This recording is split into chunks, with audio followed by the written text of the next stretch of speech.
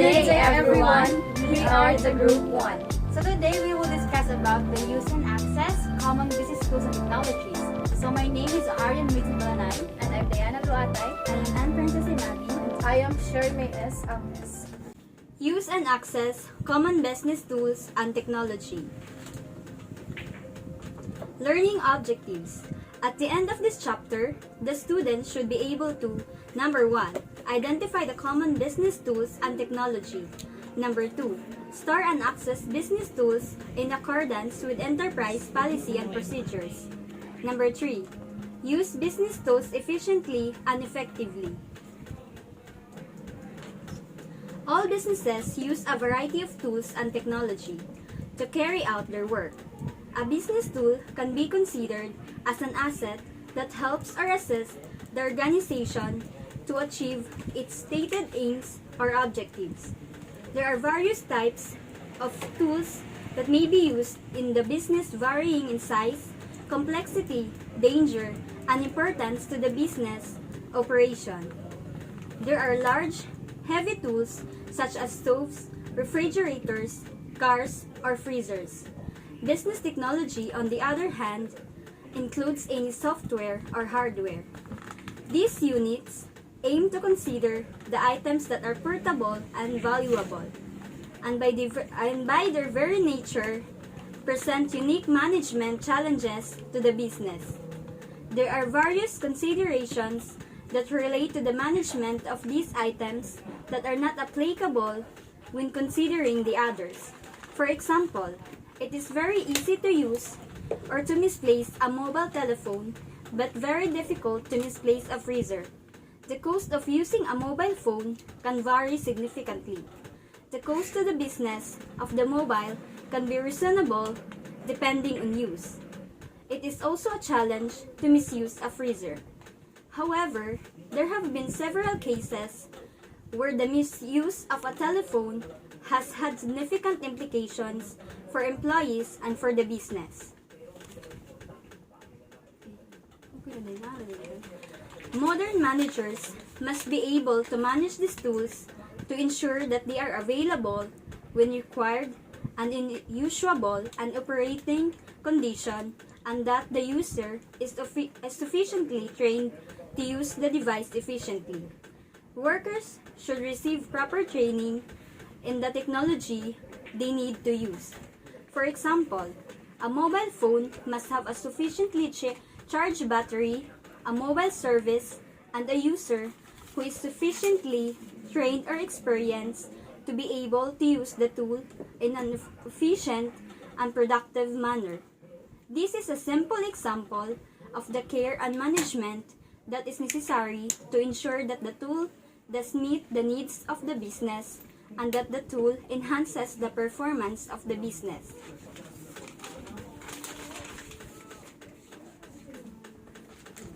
Examples of common business tools.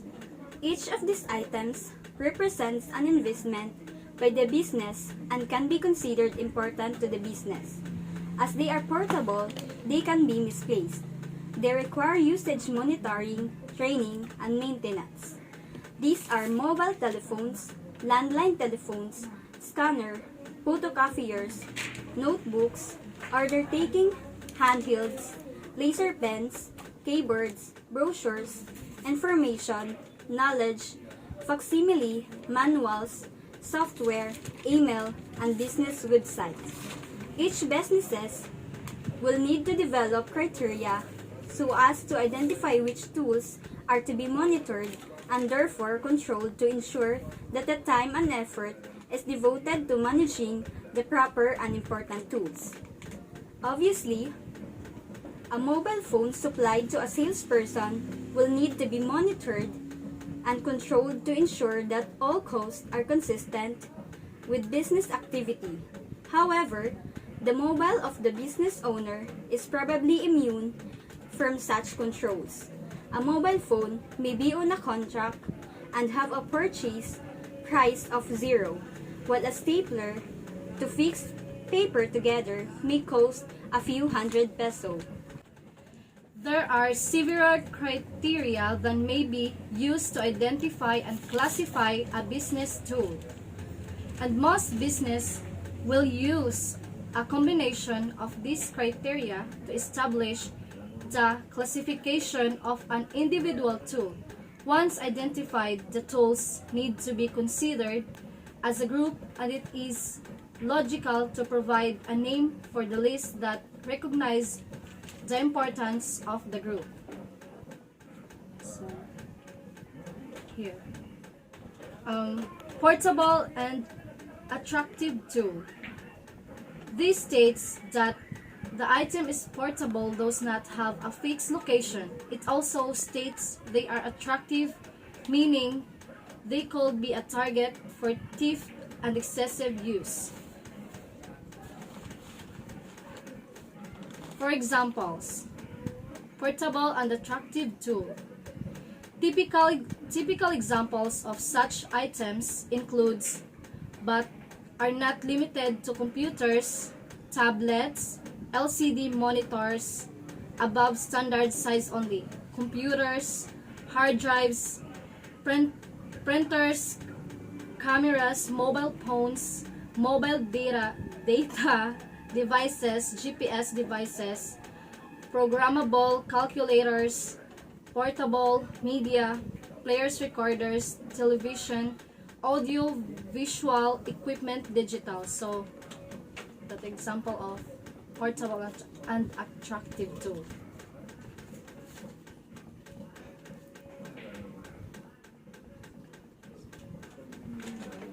Next, significant small items. This is very similar, as the items are small, so they can be easily lost and they are significant to the business. So, significant small items. For examples, significant items means a revenue or an expense from ordinary activities of such size, nature, or incidents that its disclosure is relevant to the Australian Accounting Standards AASB. So, if you're looking for a great business idea, examples. Many of the small business ideas for 2022 involve an online business model. Then, choose a business idea that you are knowledgeable and passionate about. Develop a detailed business plan. And before starting a business, determine if there is a demand, for the product or service you want to provide. So, next, significant small tools. Regardless of the group name that is identified, it is important to note that the tools, number 1, represent an investment to the business. Number 2, require control, as their use or loss can represent a significant cost to the business. 3, will generally require training to prevent damage to the use of the business. Number 4, are attractive in terms of cost and can be attractive to the potential thief. Number 5, there are often portable, so they are susceptible to damage and loss as a direct result of their portability and the exact location of a tool anytime and may not be known.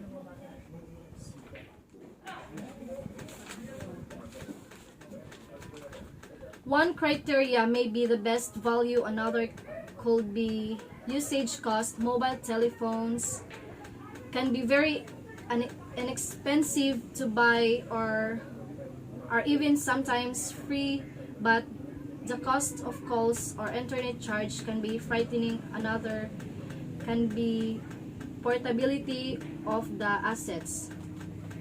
Mobile phones and portable computers are small and easily mislaid or cancelled. A computer monitor can also be very expensive, but it is not very portable or easily removed, as they are often secured in place or fixed to the computers, which makes quick removal a challenge.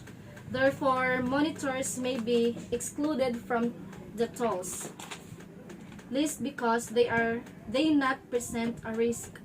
Another can be the training necessary to use the tool efficiently and safely. Finding the tool, the register. As these items are portable, this needs to be a register of the tools that are owned and available within the business. The register will need sufficient information to ensure the tools are locatable and identifiable. Thirdly, ensuring the correct tool is identified. Each business will have different requirements, but there a general set of guidelines that will identify the idea that most business should collect. The actual selection of data to collect can vary because the size of the business allows greater resources to be used in the process, the nature of the item, and the nature of the items in the business. The next topic is this description. Because every asset must be described in a register to ensure that the asset can be identified. Description: each business must create a set of guidelines as to what constitutes to a good asset description. Rules can be established for various types of assets, but the description could include one or more of the following: brand, manufacturer, model or name, supplier, purchase date, warranty expiry date, purchase price, department, physical location, serial number, asset number, color, warranty responsibility. Other non-attached items that from the tools, such as cables, power supply, lens, and memory cards. Storing the details. There are various methods to record business tools details. They can be password protected or secured using other methods of ensure the quality of the data. Examples are paper approach, simplest form where all the details are recorded in a book. Number 2 is asset register, stored under the control of an officer of the business. 3. Spreadsheets, excellent tools to record the required details. And electronic document files can be as simple as processing files that require a little more effort to construct, but once you've done it, they are excellent tools. Can be constructed in a multiple access. Each tool needs to be described and identified, and this is especially important where there are multiples of same tools because every asset must be described in a register to ensure that the asset can be identified. It therefore follows that each business must create. Storage location. There are many places that can be used to store an item. It could be a desk drawer, cupboard, storage locker, or cabinet. The location needs to be identifiable. There can be certainly as to be the tool's correct location that allow the consistent formation of the number or code that encourages quick and certain location of the storage position and the quick and certain return of the asset. Proper ways of using business tools. Business tools plays an important role in meeting the business objectives. Many business tools also present a possible non-business use that should be considered when allowing access. So, the simplest example for a business tool is a telephone. Employees should be aware that there are certain things that shouldn't be done in work just because you are privileged to do so. For example, is using the company telephone in calling your relatives in another country. Because aside from misusing the resources for the business alone, there's also a possibility that you will miss out an opportunity from a potential caller. Traditionally, employees have not been allowed to customize the place where they work as there can be a conflict of interest and the possibility of fraud with free drinks or food. Modern businesses tools provide new opportunities for an employee to waste or misuse business resources. There are a wide range of tools to limit such as practices, but they need to be carefully planned, implemented, and communicated to ensure the objectives of the business are not compromised. So first is telephones can have call barring, where certain numbers are not available. So for example, it would be the international or mobile numbers. In some systems, these restrictions can be applied on a telephone by telephone basis. This means that executives can make international calls while others cannot.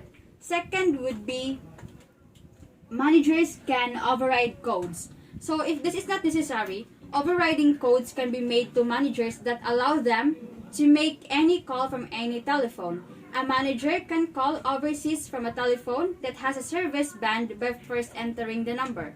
And the last would be agreements set for the employees for personal usage.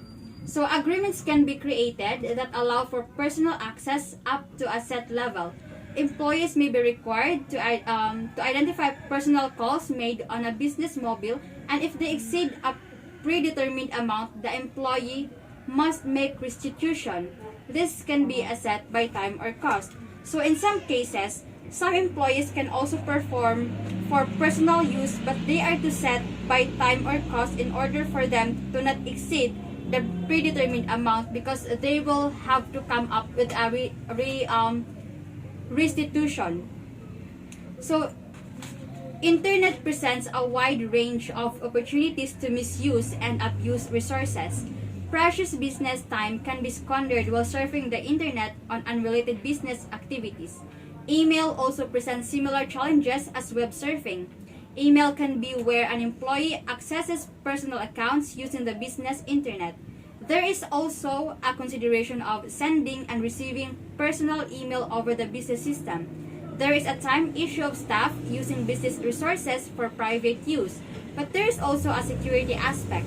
So if you have been working in a company for a long time, I don't think you'd miss out a chance to do a web surfing, especially if it's not even a peak season yet. So in doing that, you are not only misusing the resources but also bringing greater risk to the company access, but thanks to the security aspect that were introduced. By publishing the business address, there is greater opportunity to receive emails from a contaminated source and infect the system with a virus. So that's the reason why the security aspects were introduced. So non-essential downloads can consume precious bandwidth and internet access for legitimate access. So this is another term which we can be named like misusing the resources of the company. So another thing is off-premise access to computer resources will present secure considerations and greater opportunity to misuse company resources. And now we will talk about the business website. So a business website generally serves as a space to provide general information about your company or a direct platform for e-commerce. So a well-managed site will often have an approval process that will hide any changes to a site until they have been vetted and approved by another person. There may be a group of authors that have the permission to make changes to the site, and these people become the first step in the approval process. They can check that language, style, and content that is consistent with the existing material on the site. But any changes made by an author does not become visible or published on the site until the edits have been approved by another party, often called as approver. So if you are the admin or author of this page or website, then you are also accountable with making changes and approvals, but you will also need an approval from another party since you are not the only one handling the website. So let's move on to the software. So software is a collection of instructions that enable the user to interact with a computer, its hardware, or perform tasks. So where software is distributed on portable media, it will be installed on the various computers and then stored, and it may never be needed again. So but should be required, the hardware or the disk or similar must be accessible as well as the associated passwords or install keys. These are often on the disk case or packing, but they may be sent via email. So an example of a hardware software or a disk is a Microsoft Excel box, a spreadsheet software program. So in that way, it would be easier for you to store a software that might be that you might can use for another purposes if you were intended to use it. And the next would be social networking. Social networking sites such as Facebook, Twitter, Instagram can be assets for the business, but they can also be liabilities. There have been several cases where people have been fired because of what they wrote on Facebook and the impact the comments would have on the business. Staff need to be aware of the consequences of publishing material on the social sites. So one have to be responsible with proper usage of social networking sites because one wrong click could affect the standing of a certain business or company platform. So this is where the thought would interfere. Think before you click, and that would be the impact of the social networking. So next would be telephones. Landline telephones can be restricted to local calls if necessary, and they usually have unlimited access. Some businesses may not approve personal calls, but in most, the cost and number of local calls make it inefficient to monitor. So there should be a standard corporate greeting and the ability to perform again a standard set of tasks. So you are not allowed to use a telephone if you don't know how to use it and how to perform well, because that will also be labeled as misusing of the resources. So depending on the telephone system, this could include transfer calls, how to put a person on hold, to recover from hold, and use of the speaker system, and there are more other things that can be performed using the telephone. And the last one would be the email. This is a very similar to the landline requirements. It may be possible to assume that most can use an email system, but different programs present different challenges. So there is also the consideration of email etiquette and how a sent email will reflect on a business. Modern businesses will often have a standard email template with a standard signature block, and users may need to be trained on how to change the template for an individual user. So again, it will go back to proper usage of the business tools, because there are some cases that you might not be able to use it for the good of the company itself, but it will also heighten the risk of having the viruses, or it may infect the system that you are that the company is trying to hold. So in all cases, the efficient use of any tool requires some training before the tool can be used efficiently and safely. The efficiency refers to the ability to achieve the desired results or outcomes with an acceptable time frame and a reasonable effort. Okay, so assume that a user wants to take a photograph from a digital phone and further assume they have no training. The results could be anything, and the time involved could be significant as they fumble and take pictures of fingers that cover the lens. So you need to train. But these days, since we are also to adopt with the innovation of technology, I believe that the millennial people, or we as a students, are capable of taking pictures without having to cover the phone with our finger. I mean the lens with our fingers. So it is our own initiative to have the perfect angle to take the picture. So safety needs to be considered for the person and the equipment. A camera flash close to the eyes can injure and possibly blind. So you need to, as what I've said earlier, you need to check the angle correctly. So there is also a consideration of damage to the equipment. More than one phone has fallen from a top pocket into a sink or other body of water. So plugging parts of a computer in while the computer is operating has been proven to be damaging to a computer. And then all this dictate that before a person is allowed to use a business tool, they must undergo some level of training and perhaps a refresher level of training for those using the same tool later to remind them of the first set of skills provided, new opportunities for an employee to waste or misuse business resources. So that would be the end of our discussion. Thank you for listening.